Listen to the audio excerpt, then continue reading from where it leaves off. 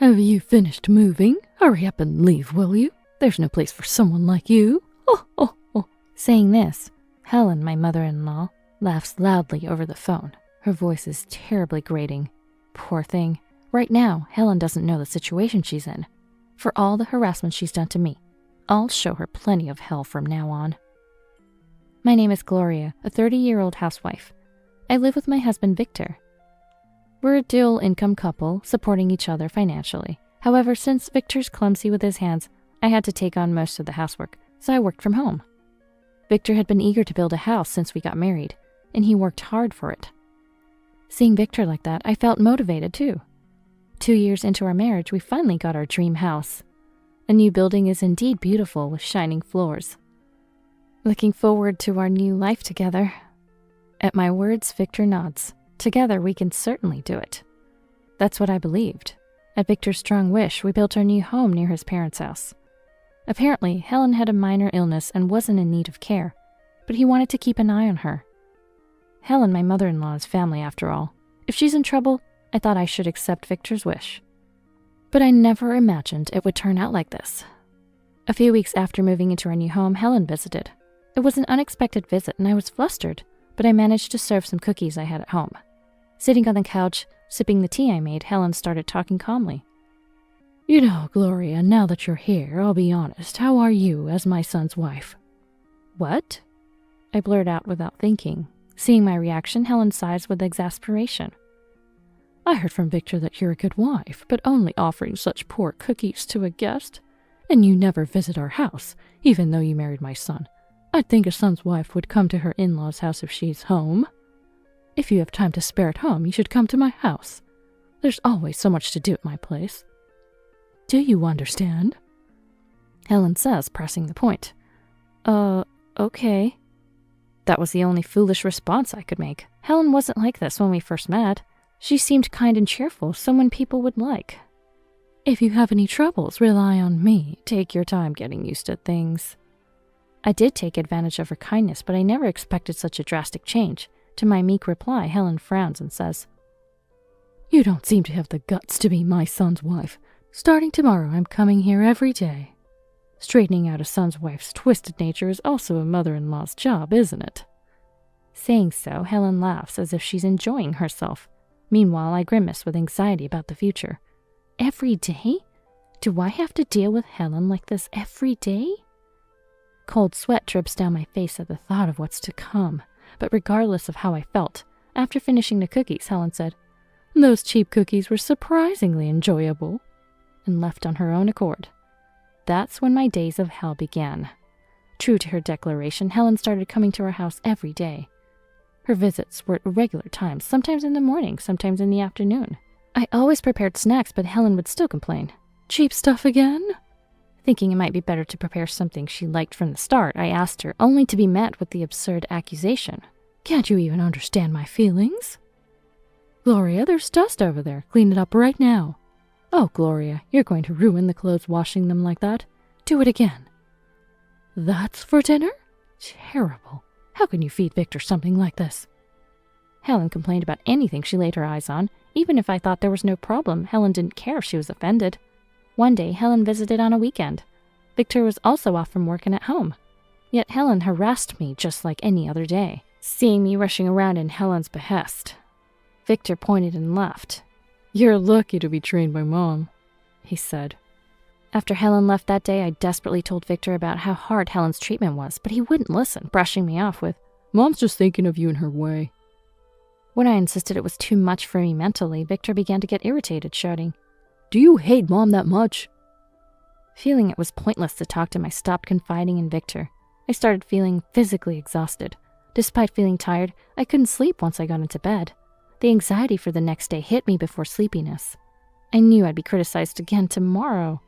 What will she say next? Such thoughts kept circulating in my mind. Gradually, even going to bed became hard, and I started working and doing housework all night. My body rapidly accumulated fatigue and became emaciated. Gloria, what's with that face? Victor would be scared seeing you like that. You look like a monster. Helen mocked my face.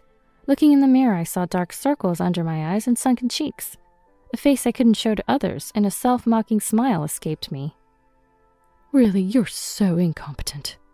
With a wife like you, Victor might be hindered at work. You can't even do housework properly, and then there's that face you greet him with.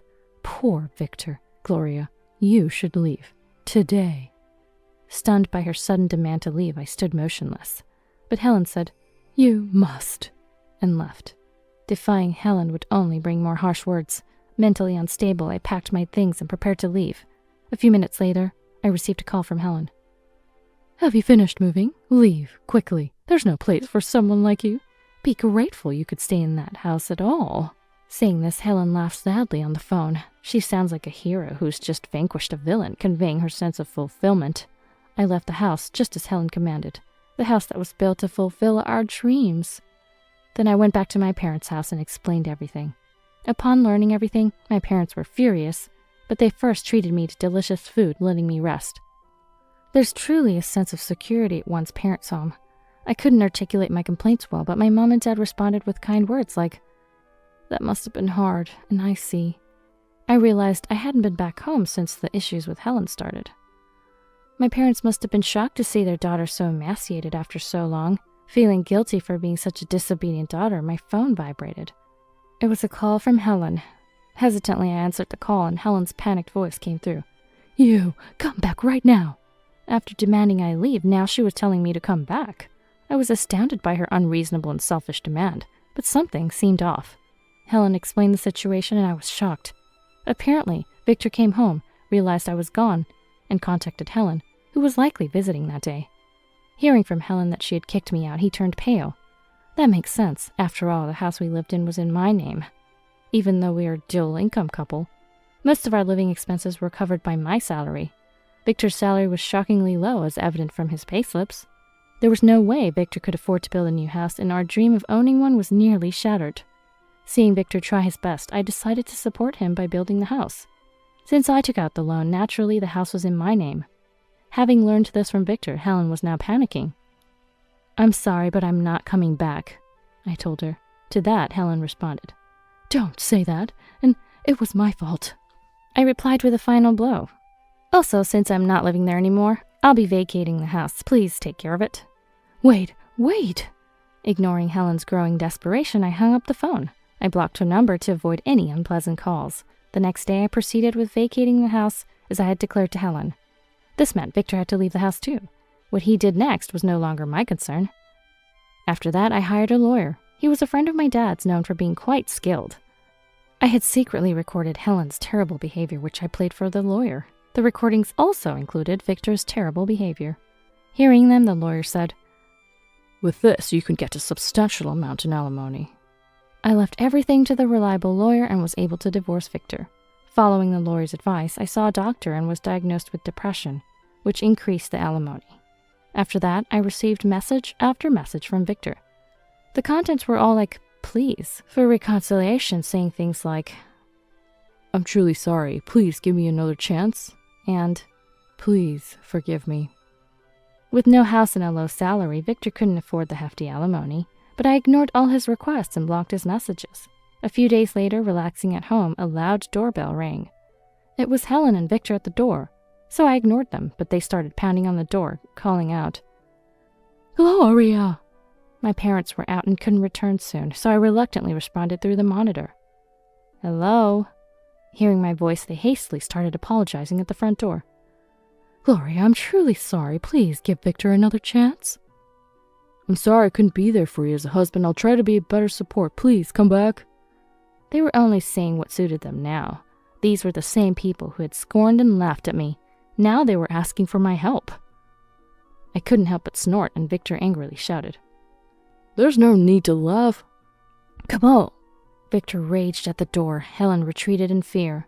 I sensed neighbors coming out due to the commotion. Frozen in fear, I didn't know what to do. The door kept being pounded on. It was sturdy, but what if it broke? Then a savior appeared. "What are you doing?" Saying this, a police officer appeared on the monitor. It seems a neighbor must have called them. Victor, who was causing a scene, was restrained and taken away. This incident helped me finalize my divorce from Victor. Moreover, I received a substantial amount of alimony. The behavior of Victor and Helen quickly spread among the neighbors, making them feel very uncomfortable. I think it's a natural consequence for all the harassment they did to me. It seems Helen had been visiting my house without telling her husband, and when he found out about this commotion, he decided to divorce her. Helen begged and pleaded, but her ex-husband's decision was firm and they ended up divorcing. Since the house they lived in was sold, Victor and Helen are now living in an old apartment alone and miserable. Because of the incident at my parents' house, the amount of alimony I could claim from Victor increased even more. It became an amount Victor with his low salary couldn't possibly pay. I demanded the payment in full, so Victor had to borrow money from consumer finance companies and is now desperately trying to pay off his debt. Helen and he are reportedly working tirelessly day and night, even going to construction sites in the evenings. Having lost their house and burdened with debt, the two soon sought help from relatives. But having learned of their behavior, not a single relative sided with them. In fact, they distanced themselves from Victor and Helen. Unable to rely on the ex-husband or blood relatives, they even reached out to friends, only to be continually cut off. According to a mutual friend of Victor's and mine, they kept sending messages like, "We have no money," and "Please help us." And if ignored, they'd repeatedly call. Their actions were undoubtedly unreasonable. There's probably no one willing to help them now. This is what happens when you only think of yourself. If they had thought a little more about others, tried to help others, or even shown a little willingness to reach out to me, maybe things wouldn't have ended like this. Meanwhile, I've been recuperating at my parents' house, continuing my work, and have started dating a man I met through it. He knows about my past marriage and gently says, "It must have been hard." He's considerate of my still recovering mental state, supports me at work, and takes me to beautiful places on weekends. As he often visits my parents' house to see me, my parents think that he seems okay. I was invited to go to a jewelry shop together, so perhaps a happy future with him is just around the corner. This time, I won't make the same mistakes. I'll say no to things I dislike and resist. I'll take action to improve things before they break. It's not just for me, it's necessary to stay happy with him forever. To move forward, to not make the same mistakes, I'll do my best in my own way.